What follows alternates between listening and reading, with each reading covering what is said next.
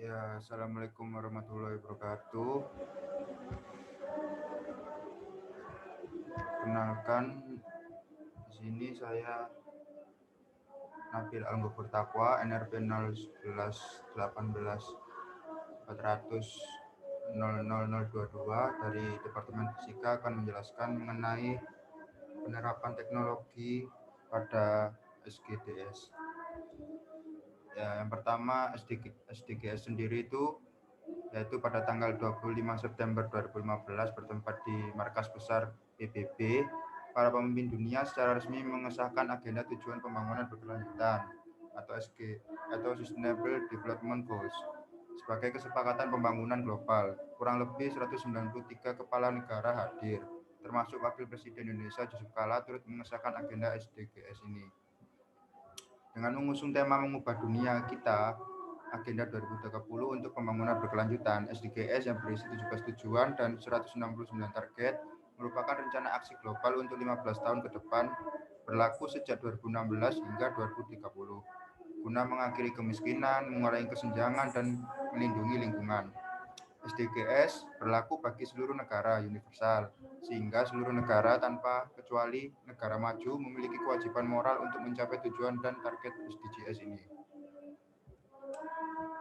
Ya, di sini saya mengambil salah satu tujuan dari SDGs yaitu infrastruktur industri dan inovasi, yaitu pada yang ke-9. Ya, tujuan yang ke-9 itu bertujuan untuk membangun infrastruktur yang tangguh, meningkatkan industri inklusif dan berkelanjutan, serta mendorong inovasi. Target-target dari tujuan 9 meliputi pembangunan infrastruktur yang berkualitas andal, berkelanjutan, dan tangguh, mempromosikan industrial inklusif dan berkelanjutan, dan meningkatkan proporsi industri dalam lapangan kerja dan produk domestik bruto. Kemudian, meningkatkan akses industri dan perusahaan skala kecil terhadap jasa keuangan, meningkatkan infrastruktur dan retrofit industri agar dapat berkelanjutan. Kemudian, memperkuat riset ilmiah, meningkatkan kapabilitas teknologi serta industri, mendorong inovasi, dan meningkatkan akses terhadap teknologi informasi dan komunikasi, serta mengusahakan penyediaan akses universal dan terjangkau internet. Nah, di sini saya mengambil contoh inovasinya yaitu Gojek. Nah, Gojek sendiri yaitu memulai perjalanannya pada tahun 2010 dengan layanan pertama Gojek yaitu pemesanan ojek melalui call center. Nah, kemudian pada tahun 2015 Gojek berkembang pesat setelah menunjukkan sebuah aplikasi dengan 3 layanan yaitu GoRide, GoSend, dan GoMart. Sejak saat itu, Gojek semakin cepat dan terus beranjak hingga menjadi grup teknologi terkemuka yang melayani jutaan pengguna di Asia Tenggara.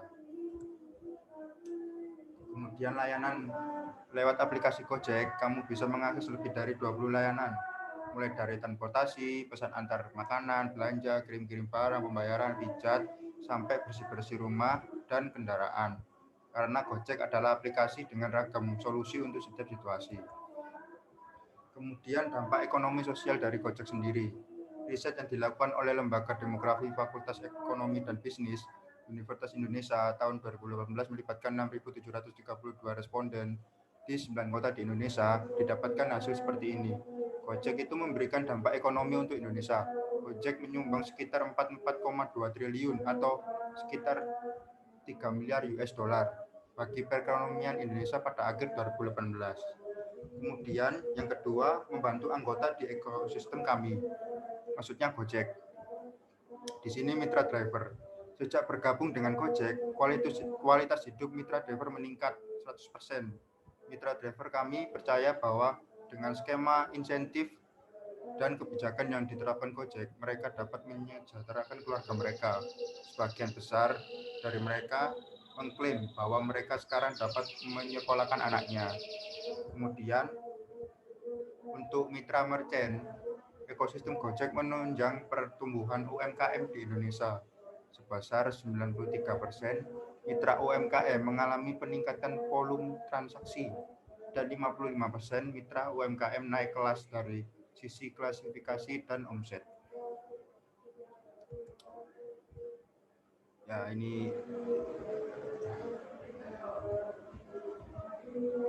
Cukup sekian presentasi dari saya, kurang lebihnya mohon maaf. Wabillahi taufiq wal hidayah. Assalamualaikum warahmatullahi wabarakatuh.